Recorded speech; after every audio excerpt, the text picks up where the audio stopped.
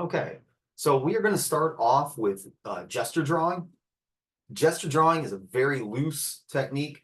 I'm going to start with Photoshop and then I'll transition to my Sketchpad.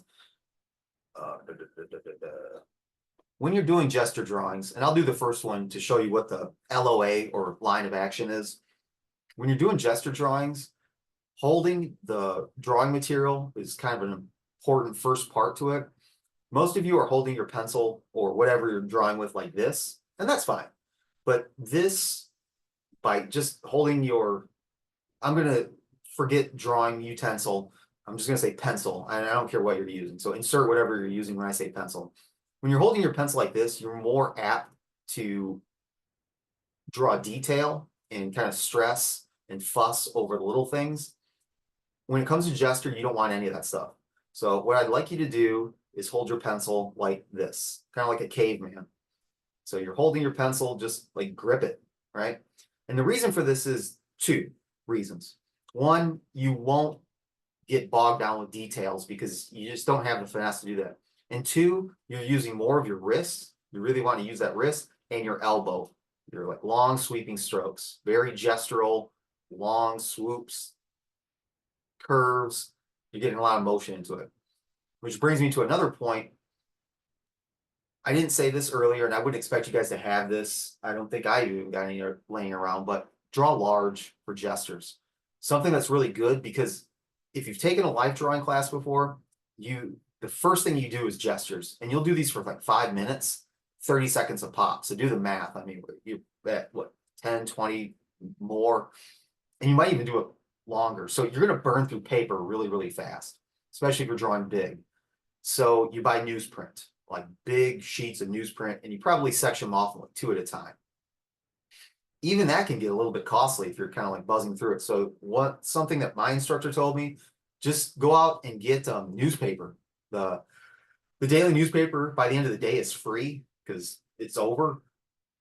They'll give that stuff to you, or get the weeklies or those car newspapers, the stuff you find at gas stations, on the rack, that like the wanted stuff and the junk paper. Use that, just get a big piece of charcoal, draw right on top of it. You don't save these things usually. I mean, maybe one comes out really well and you're like, oh, I'm going to use that for something else. That's great. But these are just exercises that are really just trash as soon as they're done. So try to save money where you can. So we're holding our pencils like this. We're drawing real scribbly, big, loosey-goosey stuff. And what we're looking for initially is what's called the LOA, the line of action. And all the line of action is where the main weight is being placed. That might not make any sense, so let me show you. I posted a link here called the line of action. We're going to go to that, so I'll share my screen. All right. Now, there are a lot of databases like this. I'm not saying that this is the best one. This is just the one that I'm kind of familiar with. Here's what I do like about this particular one. It lets you set a certain amount of criteria. So we're going to be doing figure drawing, but they've got animal, faces and expression, hands, feet. Those have their own category. Why? Because that's usually what hangs up a lot of artists, myself included. Scenes, still lifes, things like that. So that's great. From here, we're going to choose figure drawing. And what I can do is then specify, do I want all models, only nudes, only covered, all genders, female, male, non-binary, baby, child, teen, adult, what kind of session, class, same length, and then you can set your intervals, which will end up doing all of this stuff. Now, again, if you take a life drawing course, especially at the collegiate level, it will primarily be nude models. I don't think there's any reason to go into that now, so we'll leave that for a little bit more of the other end of academia. So I'm going to choose covered models, all genders, choose adults, and I'm going to plug in my own interval, but I'm just going to take a screen grab of this so I can show you how to do the line of action. So I'll plug in 6 seconds and I'll get drawing. And then as soon as I do this, I'm just going to real quick take a screen grab of it and bring it into Photoshop. So Print screen. Okay, stop that. And we'll come back to this in a second.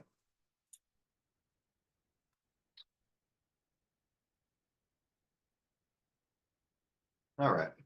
So if this is the model,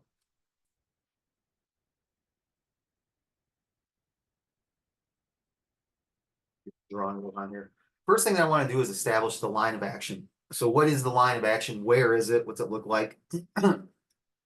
B for brush, get a new layer here. Kind of want like a fat charcoal brush.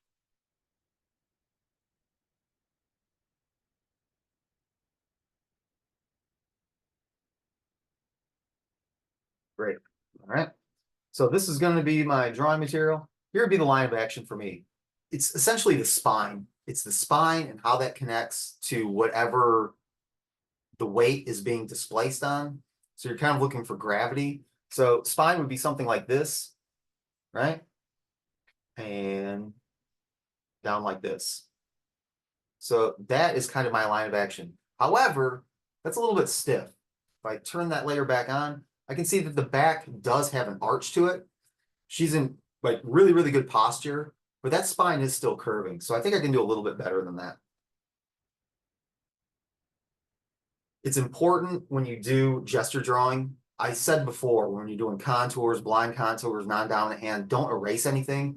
Definitely, in fact, you really shouldn't even have an eraser for gesture drawing. You do not have time. These are real fast, real rapid. They're just kind of getting you in the habit of looking at the form in front of you, trying best to replicate, not the details. I don't care what the muscles are or how her hair is or what she's wearing, jewelry, stuff like that. I just want to get the shape down. That's all I'm looking for. So instead of something like that, I'll start here at the head, and I'm just going to bubble in a real quick oval, and then I'm going to follow the spine down to the foot that's touching the ground. That will be my line of action. So it'd be something like this.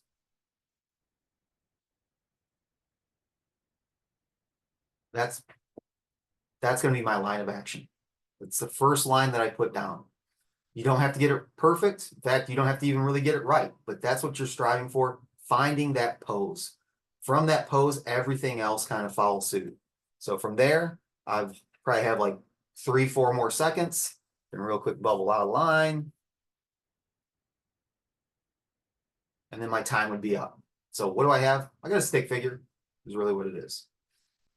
Now, as the gestures progress, you get a little bit more time, a little bit more time. So if I get my line of action down and I've got, 10 more seconds, I can start to frame in a little bit of the shape.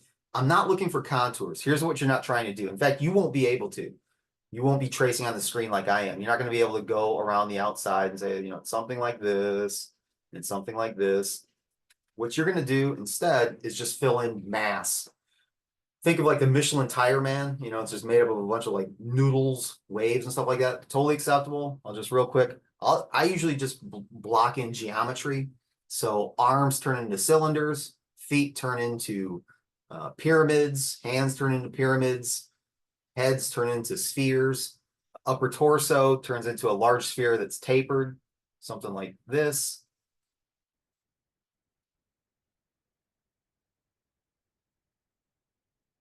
Circle for the knee, down, circle for the knee, cylinder, cylinder, triangle. Try to frame out the head a little bit better. And that's what I've got. Okay. Is it photorealistic? Absolutely not. Not even close. Is it gestural? Yeah. I think that most people could look at this and tell what the pose is. It's some person, man or woman, we don't know, standing on one foot. The leg is cocked and arched, kind of coming back, and the arms are kind of in a position like this. That's all you're trying to address with a gesture sketch. That's it. So I'll do one more, and then we'll all do it as a class. All right, all genders covered, adults, looks good. So print screen, got it. Print. All right, so just based off of this, you guys can guess where the line of action is? Let's find out.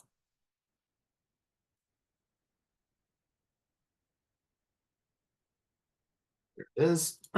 Drop the opacity down a little bit. All right, as fast as I can. Circle for the head, follow the spine. Which leg is holding the weight? It's probably this one right here. So here I go.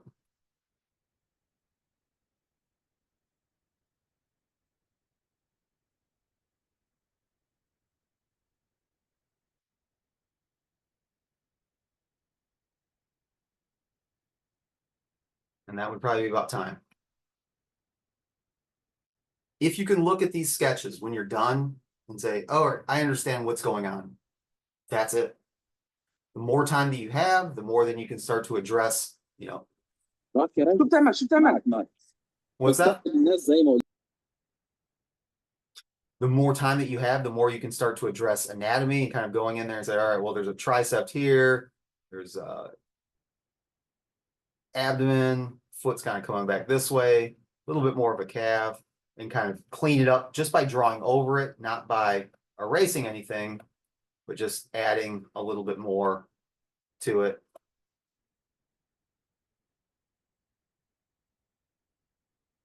So you have something like that. Everyone got kind of a good, like, you're not submitting these. So have fun, be loose with these. That's what we're looking for. I'll get a piece of paper. We'll set the timer to say, we'll start off a little bit easy. We'll do like 15 seconds of pose. So take your time. I'll close this out.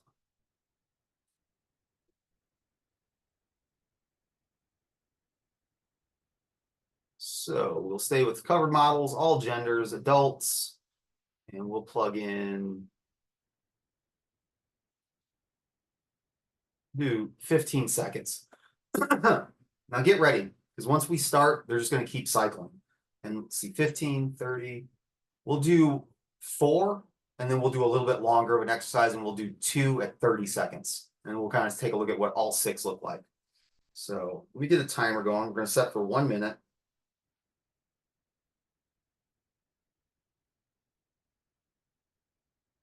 Let me get my paper.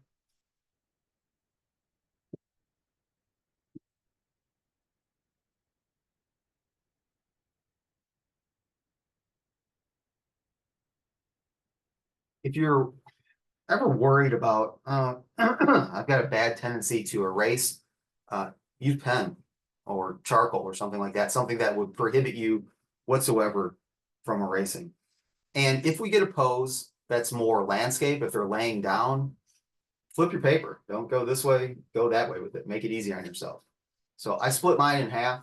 I don't want to waste a ton of paper tonight, but it is, cheap sketchbook paper, so who cares? All right, if everyone's good, we are about to get drawing. So say in 3, 2, 1. Here we go.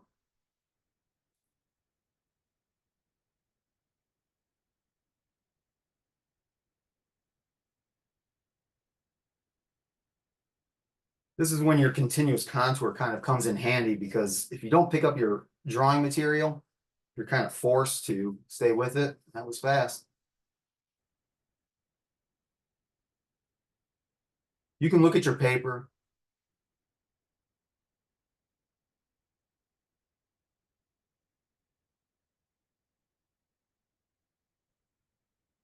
If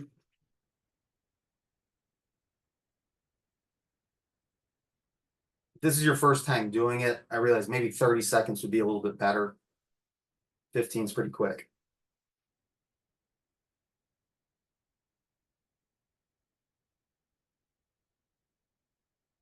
She's got all of her weight planted on that one foot, arms together.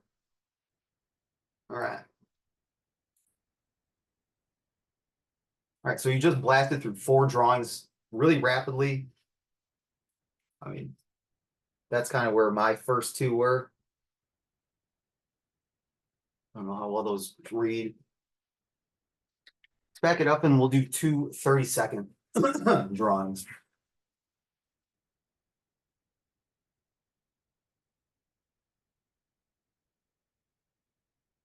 All right.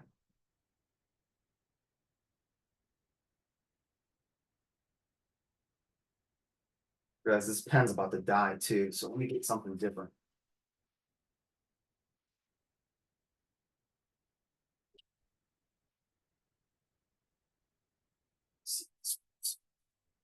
That's better. All right.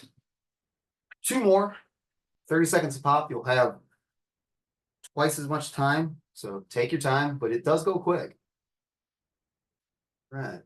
Two poses. Here we go. 3, 2, 1. Let's do it.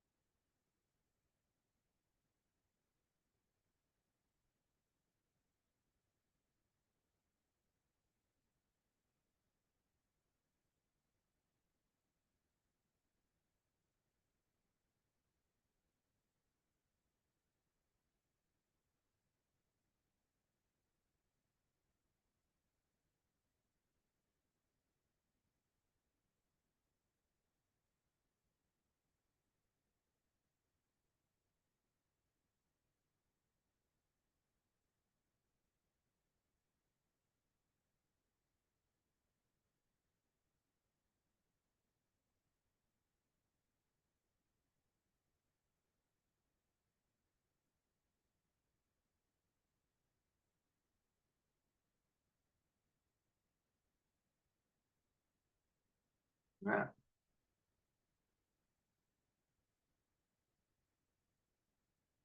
Starting with something like that when you're about to do any type of drawing session is really, really important. It just helps you, one, loosen up. Gotta get rid of this cough. Two, it will get you moving. I said loosen up, and I mean that quite literally. Like all of your tendons, your ligaments will start to stretch out. You just get loose, loose, loose, loose. When you start to develop a sense of urgency on a timer, things become immediate. It's like, what do I absolutely have to put down in order to make this thing read? So you start to prioritize, you start to triage. I don't have to have the hands completely rendered out, but I do have to have that back in there. I don't have to have the wisps of hair flying off the head, but I have to have the leg. So just figuring out the geometry of how a person is put together, that becomes critical. The faster that you move, there's a term in martial arts that says slow is smooth, smooth is fast. It means when you drill on something over and over and over again, you will start off, fairly slow over and over again. It's repetitive. It's kind of tedious at times, but you do it so many times that it becomes muscle memory, and then you start to get fast at it. I think I told you when I did the life drawing demo 2 weeks ago, last week, I can't remember.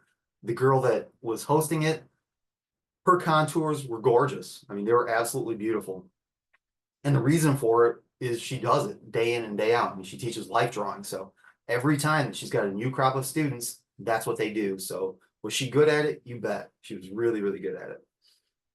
Keep practicing it. It's something that I realize not all graphic designers are going to be figure drawers, but all designers do draw, and that's a reality. So anything that you can do to get an edge on somebody else or get a leg up on somebody else, do that. What's great about it is to rent a model. If you're in a classroom setting and you have a model, that's great. But if you have to actually rent a model, it's expensive. And sometimes I'll be honest with you, it's a little creepy. So I don't know, having something that's free like this online, granted, you can't tell them how to pose or what to wear or how the lighting should be. You're kind of left with whatever stock images are filtering through there, but it's really good exercise. It's really good exercise. And guys, don't be afraid to ask people that your friends and family. I can't figure out these hands. Can you hold this fork for me? I can't figure out the way that a dress blows in the wind. Set up a fan, put someone in a dress and blow on it. Take a picture of it. That's how you start to understand how things work. That's not cheating. That's just good observation. All right, let's pop over to Photoshop and let's talk a little bit about the other drawing tool that's in here that doesn't really get a lot of play, and that's your pencil tool.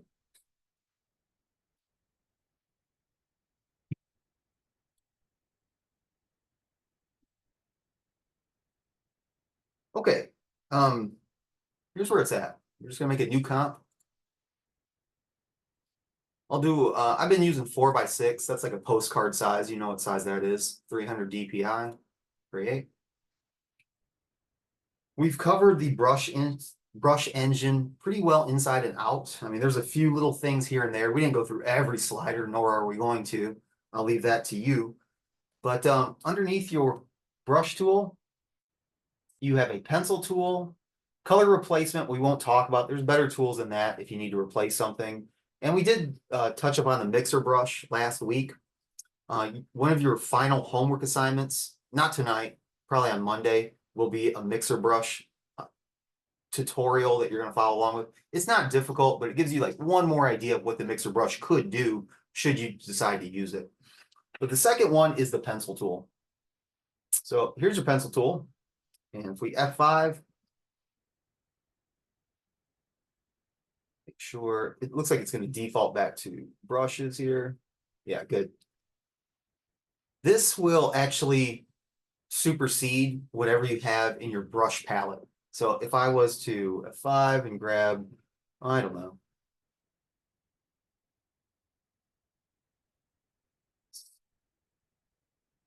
Yeah, so that is still behaving like a pencil.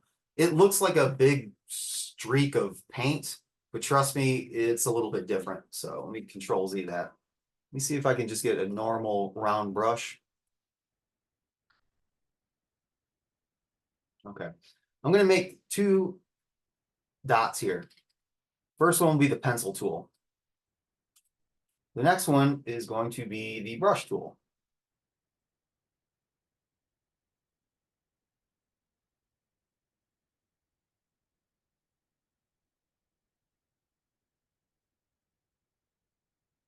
Let's compare these side by side.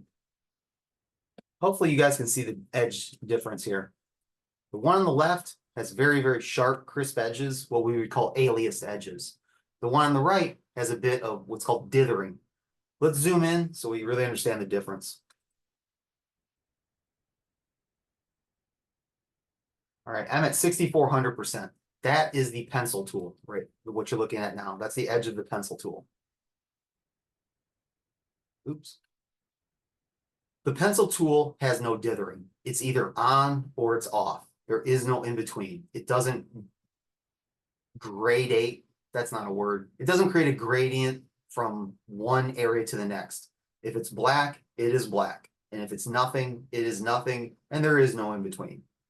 Whereas if we were to jog over to our other stroke over here,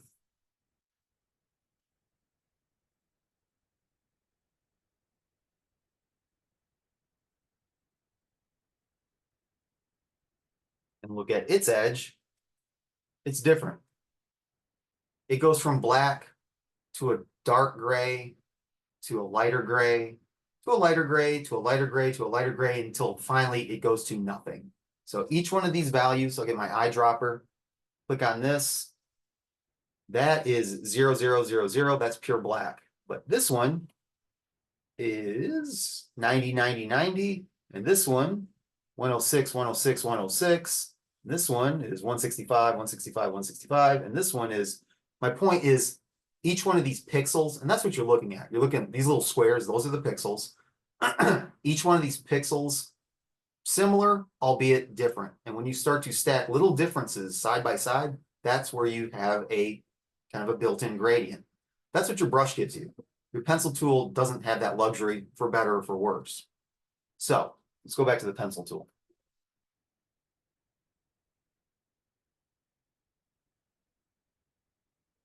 How does that help us if we were going to say make pixel art? All right. Well, if you're going to make pixel art, I would suggest working at 72 DPI. And there's a couple of reasons for this. You can work at 300, it would still work. It's just, you're going to have so many pixels that it ceases to really look like pixel art. If you're not familiar with what pixel art is, if that term doesn't mean much,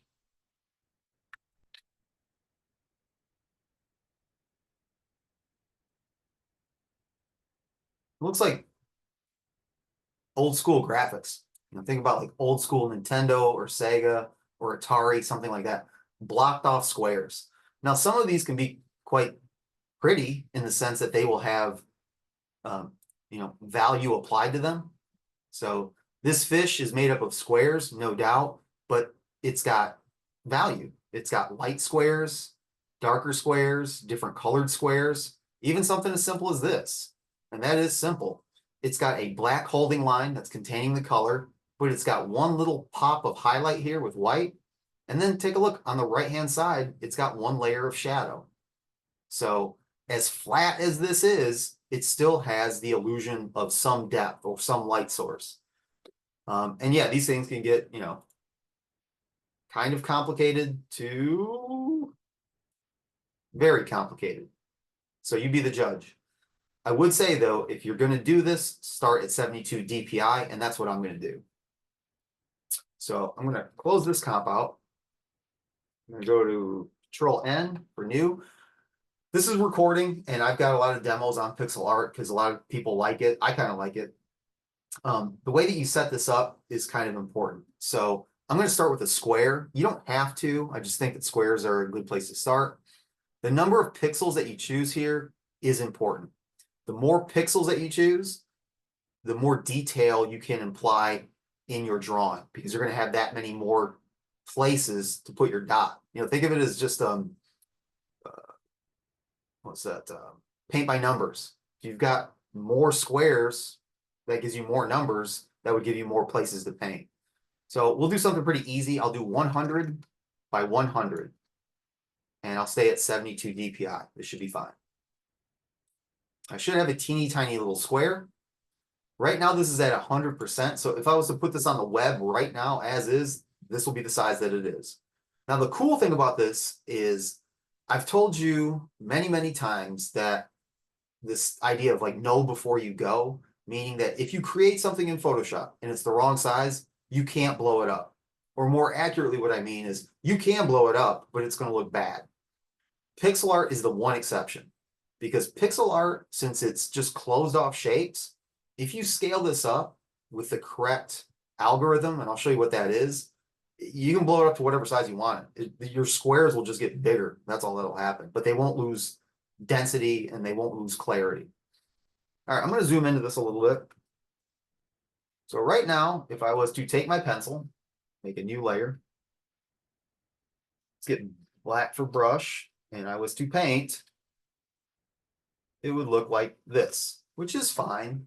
But to do true pixel art, you really want a square brush. So let me Control Z that.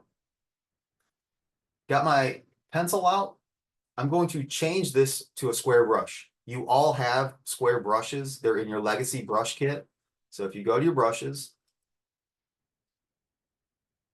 go to your brushes. I'm in legacy. If I roll down to the bottom, they're alphabetical. Here's your square brushes. It doesn't matter which one you choose. They're all the same. They're just squares. The only difference is how big they are. Well, we know now that bracket keys will change the size. So you can just start with a 1 pixel and boom, that's a pixel. Boom, that's a pixel. Boom, that's a pixel, so forth. Or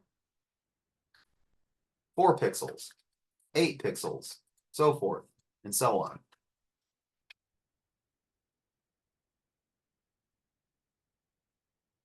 Not bad. So I'm kind of getting there, but there's 2 more things that I really need to prep in order to make this thing work right.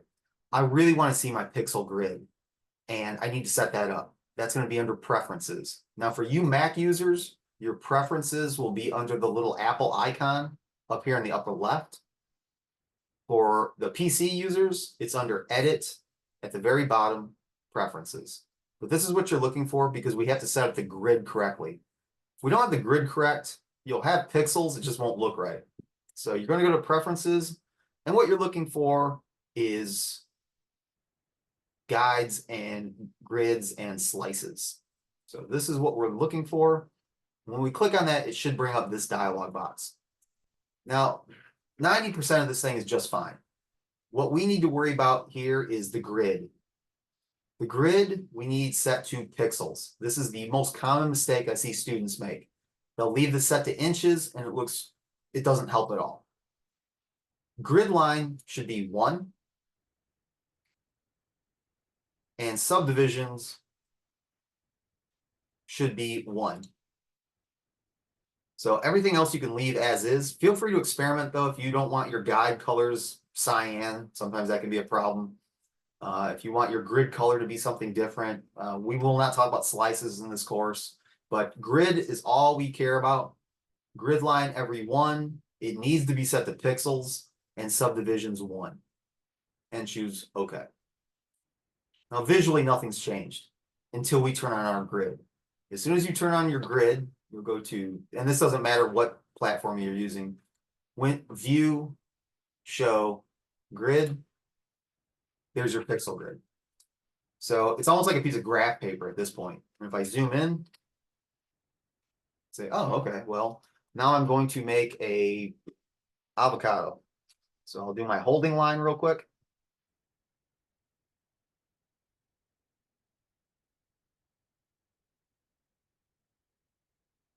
It's going to have, I don't think I'll do the rest with holding lines. That's just going to be the outside. So that's kind of the outside shape.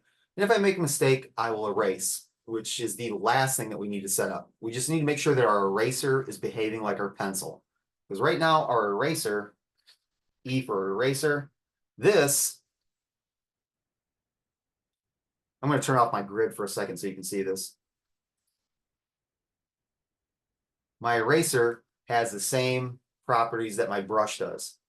It's creating something of a gradient. So as I'm erasing, it's not taking everything away. It's just taking some things away. And the harder I hit it, the more or less opaque it becomes. I don't want that. So I need to make sure that my eraser in the mode up here is set to either block or pencil. I'm going to choose pencil. I'm also going to set a square brush for this.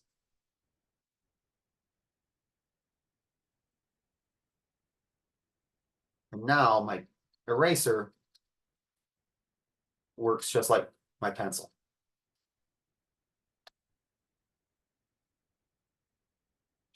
Block.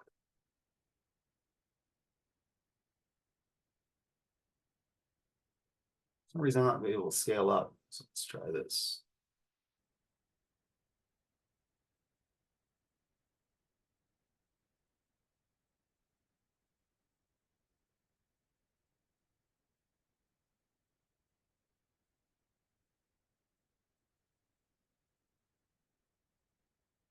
Okay.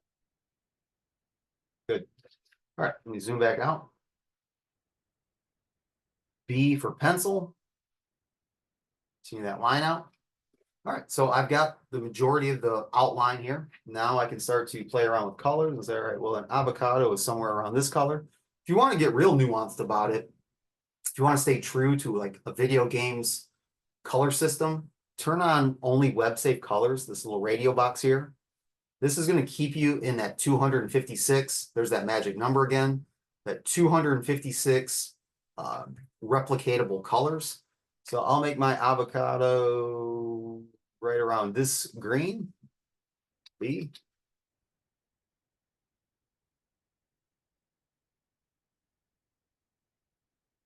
I probably should be doing this on a different layer.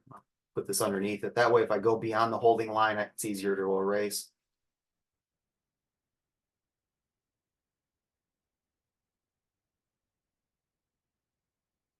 And don't get me wrong, I've seen some really amazing pixel art pieces.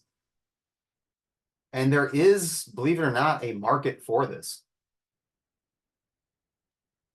All right, so that's not bad. I'll go in here. I'll start to add some lighter colors.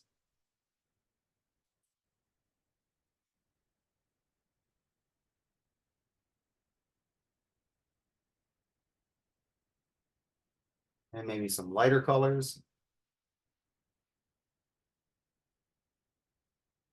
And then the little seed that's in the middle here, kind of a brownish. And based off of what I saw before, it's always nice to have some highlights and shadows on everything. That, sample this color, grab a little bit of a shadow. Now we kind of keep working my way around that. Maybe you don't like the holding line, fair enough. Grab whatever color you need. Just paint right on top of it.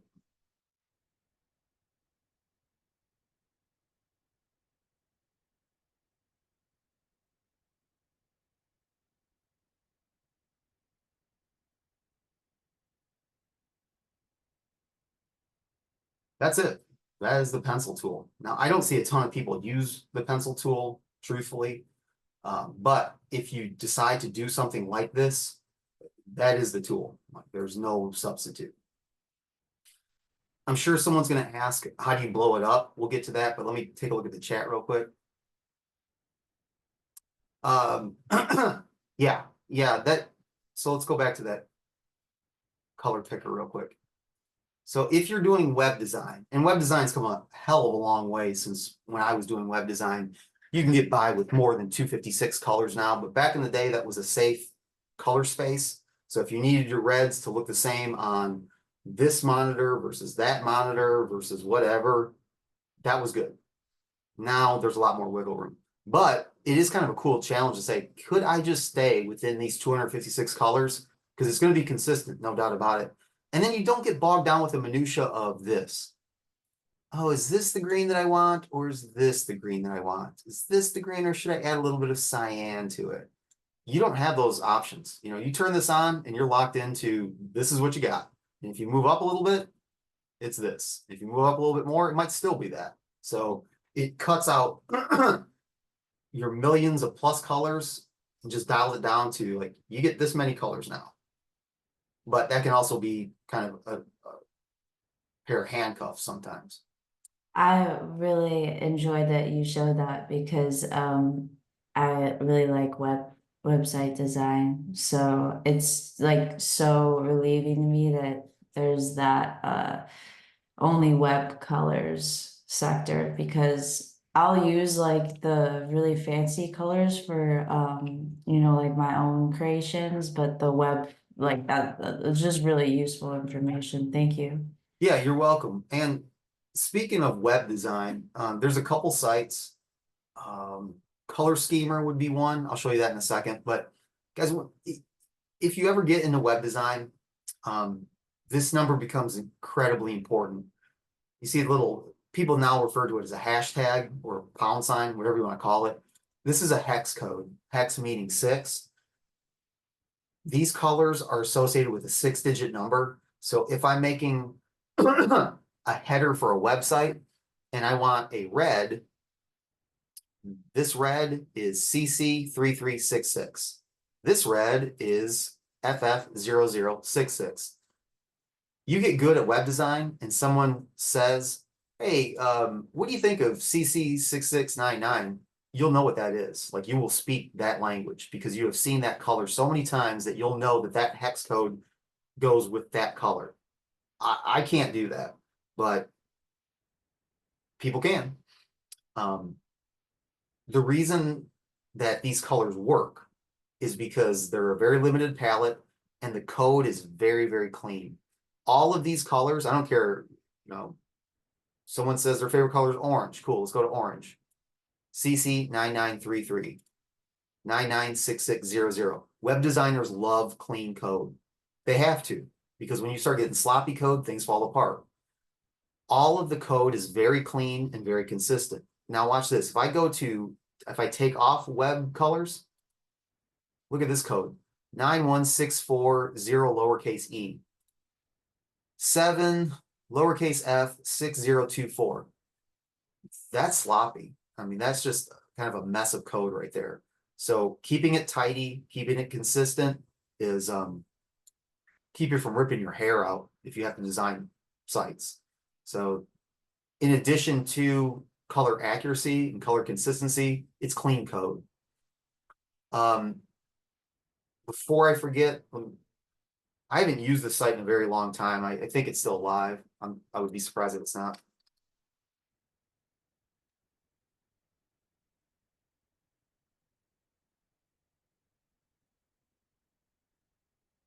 That's not it.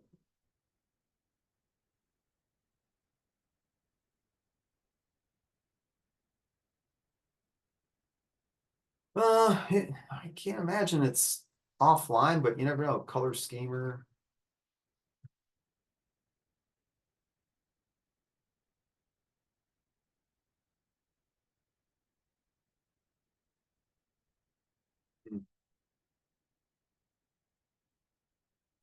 No, I don't want to do that. I'll do some research. I'll see if I can find it. But there was a site where it would give you 3 different layouts, and you could pick a primary color that you want to start with, and it would give you all the code for that color, and then it would give you examples of like this would be a complementary design. So if you pick purple, it would give you some yellows. If you picked a triad design and your primary was red, it would give you green, blue. I I can't think of it right now, but it would do the computation for you and would spit out all this code, which is great.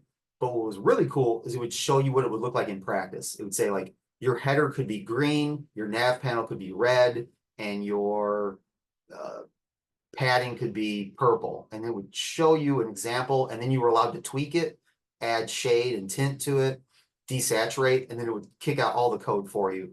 So while it wasn't something that you could like directly implement into Dreamweaver, it would save you a ton of time. If you guys haven't used this, go to, this might ask me to log in. I don't know if you guys have been using this at all or not, but you should. Adobe Color is awesome, like straight awesome. Yeah, go ahead, Jay. I was introduced to Adobe Color last semester. Was it for what class? Graphic design 1. Okay. Do you still use it? Not as often anymore. Yeah. This is nothing to say that you like every project you have to go to Adobe Color. You don't, but it's free, and it's not that it changes every day, it changes every second. So there's always something new here. If I am starting to design, if I've got a weak spot, it's probably color. I always default back to like the stuff that I like. And the problem is the stuff that I like isn't always what the client likes. So I have difficulty coming up with good color harmonies, good color interactions. This has taken out like all of my phobias. I just go here and I'll start tooling around and like, what's hot right now? Okay. What if I type the word soft in or playful, or if I find a source image and I can pick the colors from it, and then it kicks out hex codes, RGB codes, CMYK codes, index codes. It can even do Pantone codes. It gives me everything that I would need to know. So I can really ideate very quickly when in terms of color, and give the client a lot of different looks and be like, well, you could choose this color palette. It's a little bit more vibrant, or this one's a little bit more subdued, but it's got more of an earthy tone to it. Or you could do a little bit more subdued, but this has a little bit more of a corporate clean look to it. And it just looks incredibly professional. And all of that code's built in. So I don't have to go there, hunt and peck with the eyedropper tool. No, I've got the code right there. I can upload them in my libraries. I'm good to go. So when I learned about this, it was a godsend. Yes, yeah, that's where I would go for sure. If you guys remind me, I've got to log in with my RPS credentials, and I don't want to have to do that right now. But if you guys want a tour on this, let me know. You know, we don't have a ton of stuff to do today. After the Procreate, we can get into it, or the next 8 weeks we can get to it.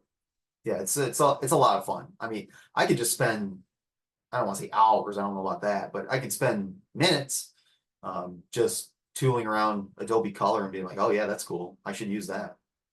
It's pretty fun. All right, so that takes care of all the Photoshop stuff tonight. Does anybody have any questions? Does anybody want to see anything in particular? Let's close this out before we transition into Procreate. See if I can find. I was doing a demo for. We do 8-bit art every year for high schools. And see if I've got maybe a design for it.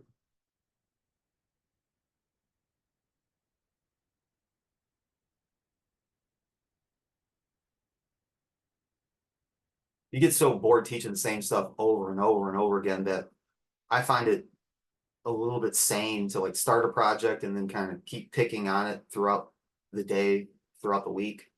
And this was done at one point. I don't know where the final went. But I ended up doing the Teenage Mutant Ninja Turtles. So these are all just exactly what I did, same size. Kind of like the old video game. Yeah, it was fun. It's super easy. It's in a weird way kind of therapeutic because you're just kind of tracing at that point.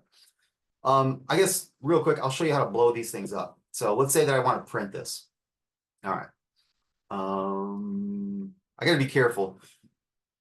When you farting around with a cloud document, whatever you do is gonna save it. So I don't want to do that.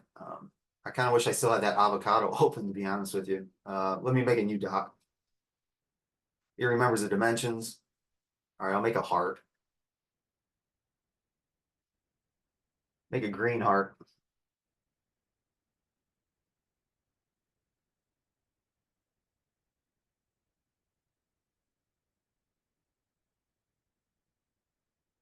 And we'll get a little bit of highlight.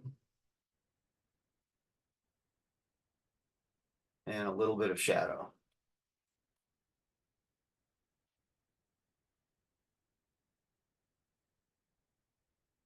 Okay. If I was to take this heart right now and blow it up to the print quality, let's say that I want to print it on an 8.5 by 11. So what I would do is, first thing I'll do is I'll just go to image size. No, I'll do this a different way. This will show you a little bit better what's about to happen. I'll make a piece of paper. You guys all know what a standard piece of typing paper looks like. Take this graphic, bring it in here. So that's how big it is. Here's your piece of paper. That's the size of that heart right now. Itty, itty, bitty. And if I scale it up,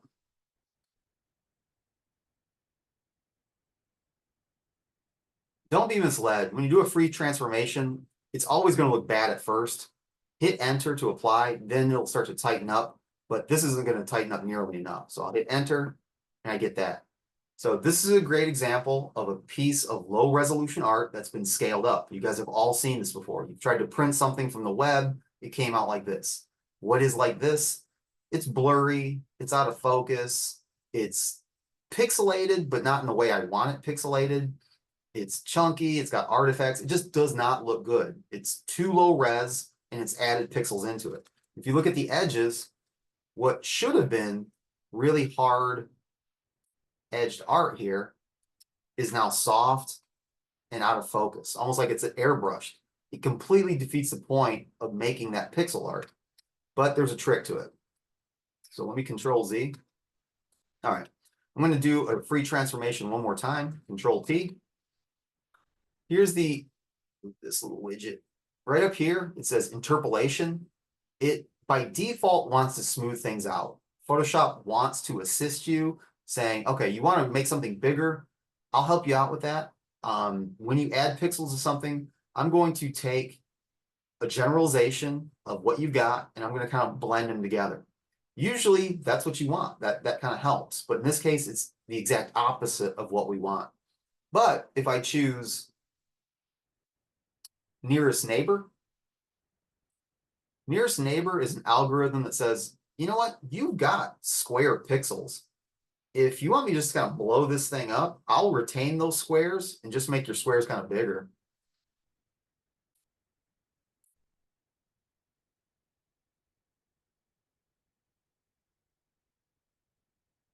Hit enter. There you go. Now this is print quality and it still has those really sharp, crisp edges, just like it did at 72 DPI. So if you ever need to print pixel art, nearest neighbor is what you're looking for.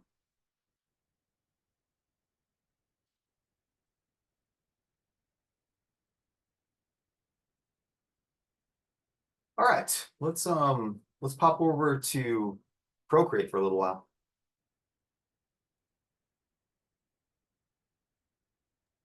Professor. Yeah. You had said like in an earlier class that just spot cleaning, like with the Photoshop and like cleaning up areas of photos, like you could make like some money off of that, and you definitely can. Like I was really surprised. A lot of the things you show me in class, like I apply to like real life. It's really cool. Have you Even picked up, that pixel art too. have, has someone paid you to like restore a Yeah. photo? Yeah, for like spot cleaning for a catering service. I was a spot like there's like some like food he spilled sauce over, and so I used the clone stamp tool and the spot healing brush, and I like erased like some of the like extra blobbage from the sauce that he had, and like all sorts of stuff. So yeah, no, That's awesome. That's great. yeah.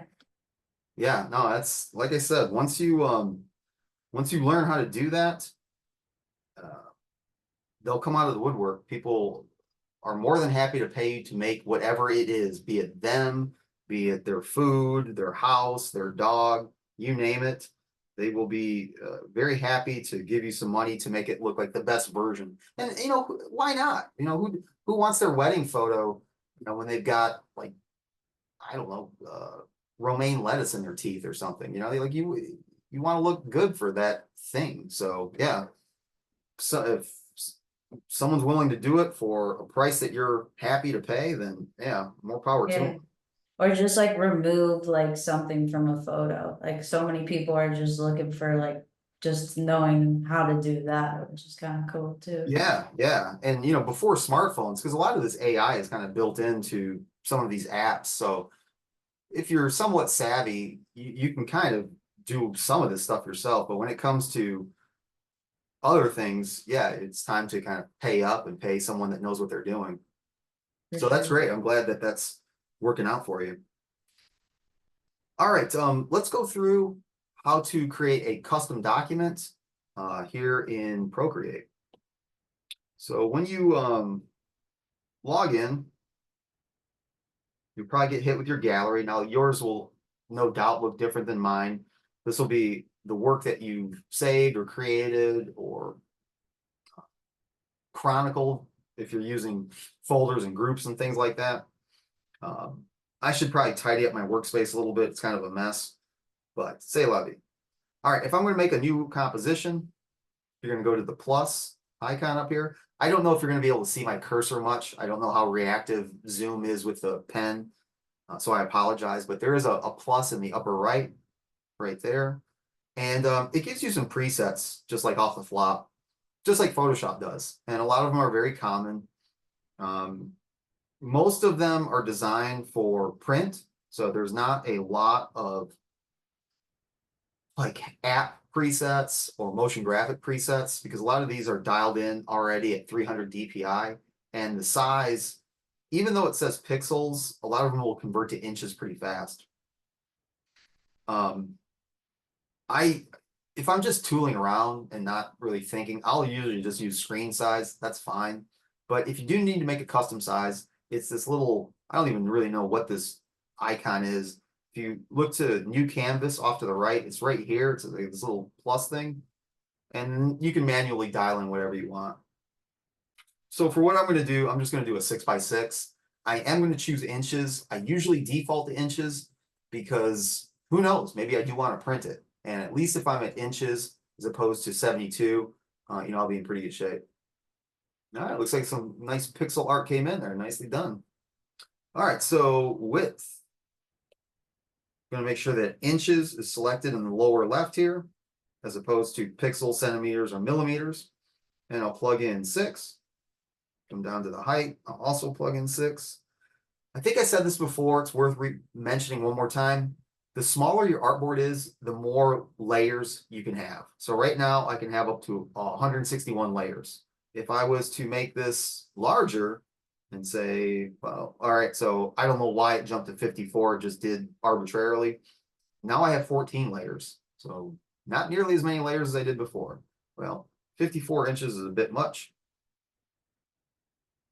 And at 13 inches, I've got 72 layers, but I want to go ahead and get rid of that altogether. And let's plug in 6. So I've got a square, lots of layers, not that I need that many. And then the DPI is set to 300. All right, let's go ahead and create, and I should have a white box. Now, again, I'm not here to pimp stock in Procreate. Like it if you want, don't if you don't.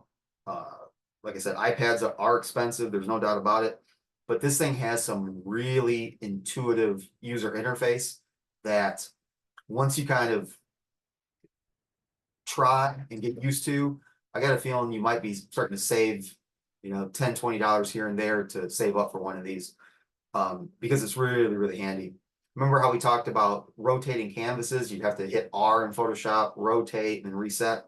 This is just a 2-finger maneuver where you take both fingers and you can just literally click, hold, and drag and move it kind of anywhere you want. So that's cool unto itself. Your undo is just a 2-finger tap, and then a redo is a 3-finger tap. So, I'm not a huge Mac person, but some of this type of stuff, they really got it figured out. More than anything, though, what I really like about this is the immediacy of the mark making. This is about as close to a pencil or pen that I've ever felt. It's got like a really nice weight counterbalance to it. And when I click, hold, and drag to make a mark, there's no lag. Like, it is what you see is what you get. And I'm talking about some really complicated brushes, like some stuff that crunches some numbers so fast that it's like, wow, it did that on the fly that quick. Pretty impressive. This is your layer palette to the right of your color picker. Right now, I've got a background layer and a layer 1. It behaves a lot like Photoshop in that it does have layers. It does have blend modes. It does have transparency. It's got clipping masks. It's got groups and so forth and so on. So they borrowed the best painting ideas from Photoshop, but kind of made it their own. And then they just left out everything else.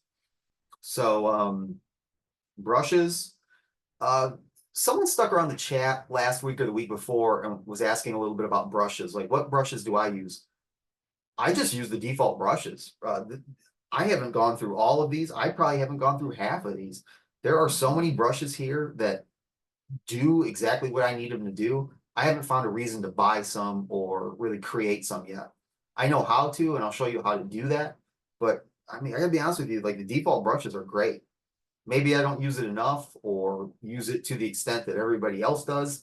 But so far, if I need inking brushes, I've got some. If I need painting brushes, I've got some. Calligraphy, airbrushing, and these are some of the weirdo stuff that I was talking about. These are the stuff that like my daughter gets into, like, ooh, let's see what this thing does. And you click, hold, and drag, and it's like, oh, okay. It's about the opacity a little bit. You can see how fast that's rendering as I just kind of like click, hold, and drag through there. There's no lag whatsoever. And it's got a lot of stuff going on. So pretty cool. I'm going to stay with inking. That's kind of where I start usually. And then, what do you like? Is it the Tech Pen? I use the Syrup quite a bit, where it's just kind of a thin technical line-ish. You've got 2 sliders on the left-hand side, no matter what brush you've got, or even a smudge brush. The top one will be the size of your brush. And the bottom one is the opacity of the brush.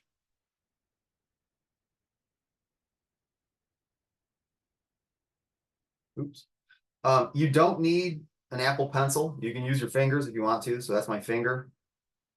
But I do think the pencil's a good $100 investment. What else we got? We've got layer opacity. If you want to make a new layer, the little plus up here, we'll add a new layer. Stroke, stroke, stroke, and then we'll go back to our layers, and then underneath it, let's add a different color. Over here's your color widget. You can set this up a couple different ways. Some people like the disc. I personally don't. I like more of this like Photoshop style hue saturation slider. So right now I'm in the green hue, but I can bounce over to the red, add some saturation. And then if I paint underneath it, you can see that the green stays on top. Turn a layer visibility off. That's just a little check mark here. And then the N If I click this, this brings down some of the layer options here. Here's your blend modes.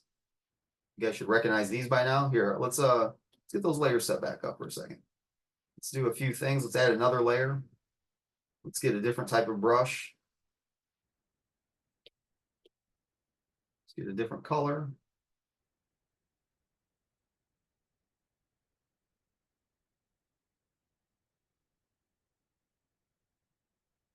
And now let's change this layer's blend mode and see what happens. Hit N, and we'll try color burn. Not much there. Multiply. Kind of getting a little bit of reaction there, where you can see the cyan sticking to parts of the green. It's obscuring parts of the red. So that's what add does. Lighter color, soft light. Difference, quite a bit of difference there. So you can kind of mess around with those. And then you have the overall layer opacity.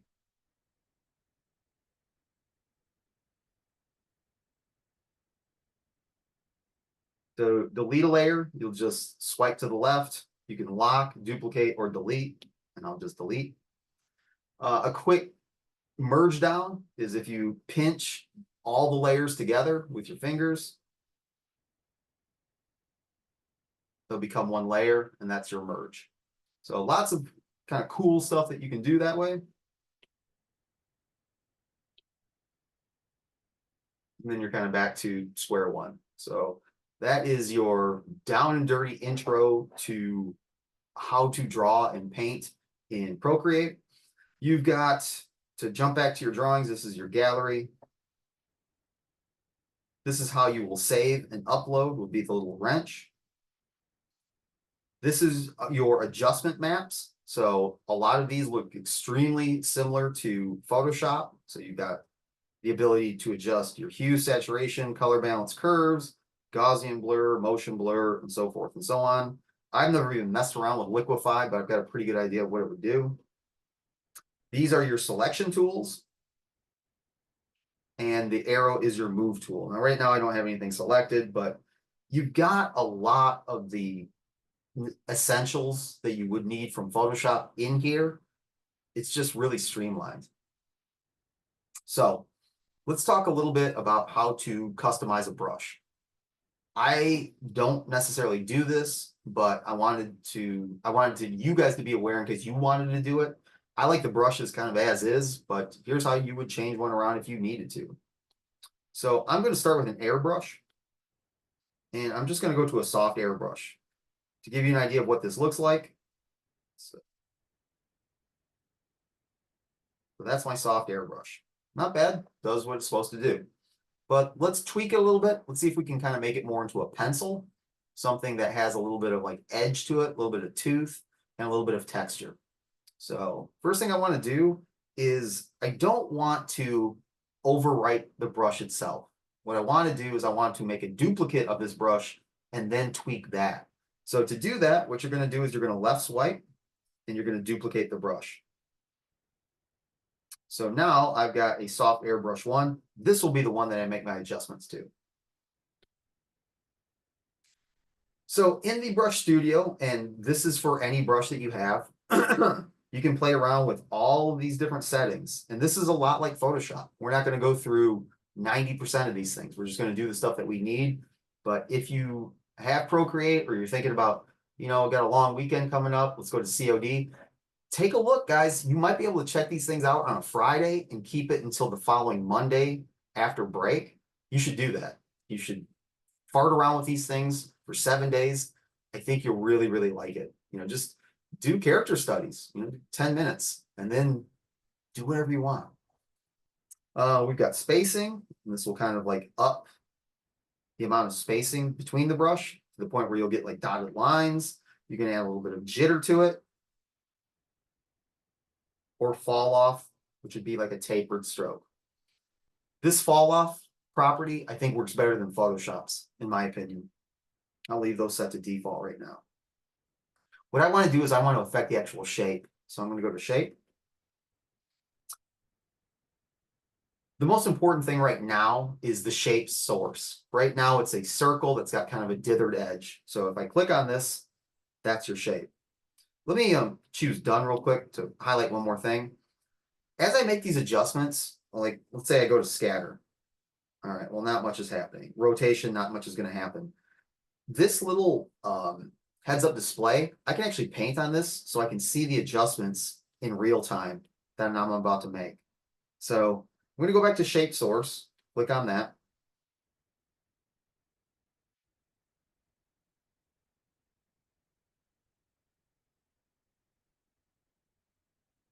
This works great for an airbrush, as is. However, I want to change it around. So I'm going to import. Now, you can import from several different categories. You could do it from a photo. You could do it from a file. Well, the two that we're going to do today are the same. It's going to be from source library. Again, not only does this thing come packed with a lot of different brushes, it comes packed with a library of different types of what we call instances or symbols. So if I choose source library, I got a bunch to choose from right off the flop. Now I'm looking for something that's got a bit more edge to it.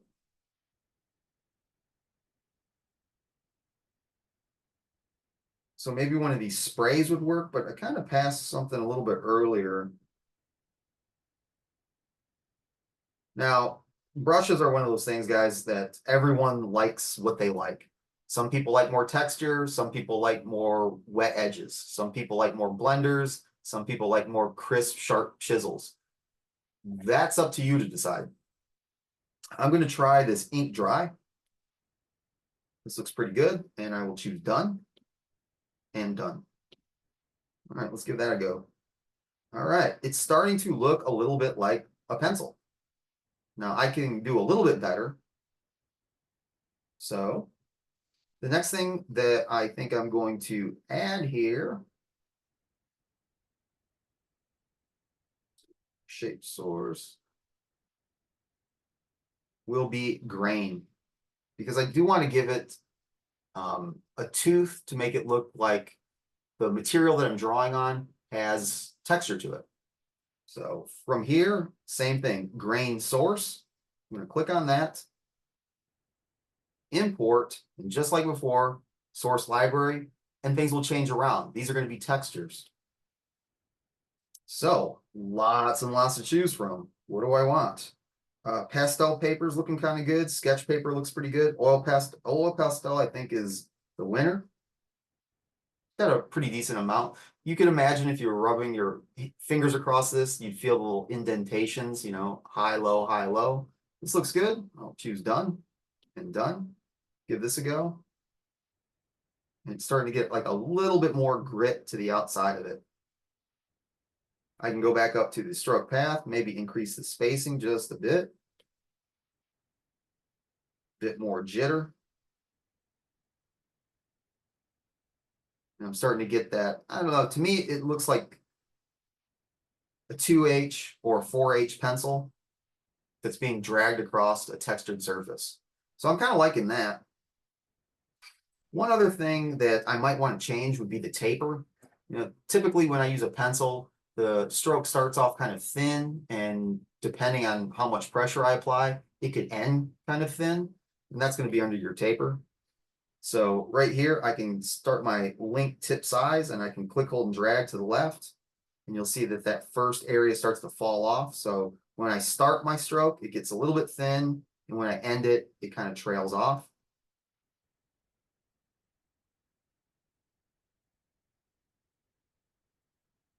And touch taper, roll up here. I think I'm going to turn it off. Oh, no, turn it off. Turn off classic taper. And then some of these I'm just kind of winging. I don't really know what they do. So just looking for a brush that speaks to me. And if I'm happy with this, cool, I'm going to save it. It actually technically is already saved, but it's going to be called something weird. So I'm going to go to about this brush. And this is not a soft airbrush any longer. So come here, keypad. I'll call this HB. Done and not hub.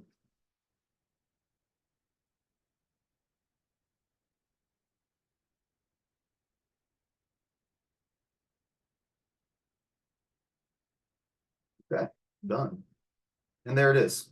So there's my HB. I can make adjustments to it and save it just like I did. All right, let's see what this thing looks like. Put it in action, turn this off, create a new layer, and let's sketch with it, maybe with a graphite color. Got the opacity up, increase the size.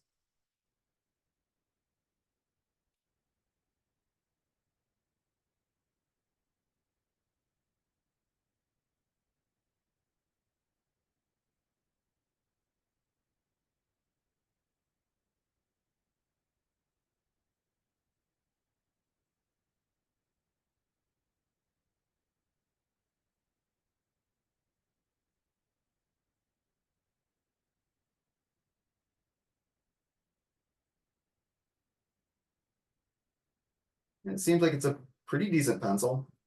It's got a few things I might want to rectify, but overall, I think it's doing the job more or less.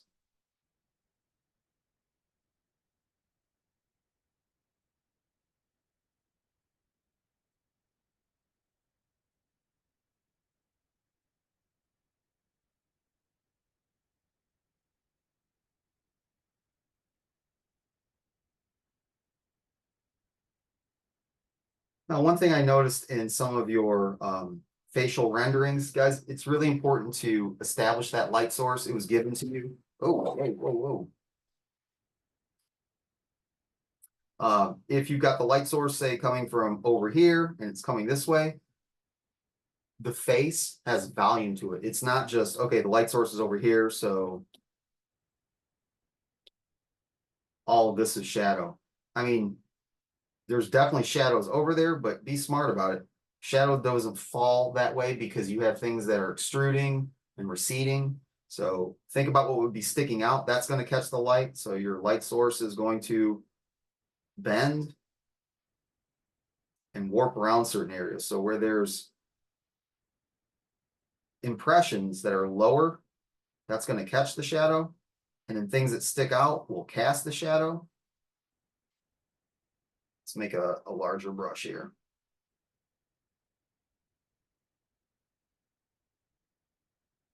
And then where the light source is being applied, the lighter or the raised areas, those are the parts that are going to catch more of that light. I'll start to, let's say that the light is yellow.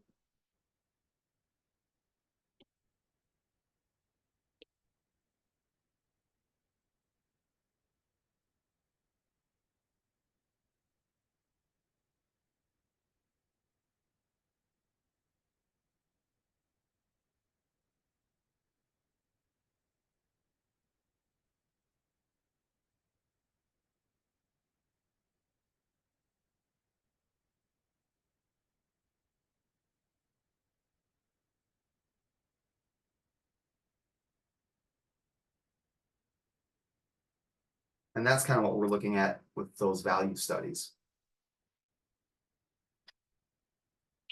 I'll tell you what, it's 8 o'clock. I'm going to stop recording. Let's take a 10-minute break. We'll come back. I'll show you guys how to build an anchor, and then I think we'll probably be done for the night, and I'll answer any questions that you guys got. I'll log into Adobe Color if you want me to, and we can kind of just spend the rest of the night how you see fit. So let's take a break, and we'll meet back in here in, say, 9-ish minutes.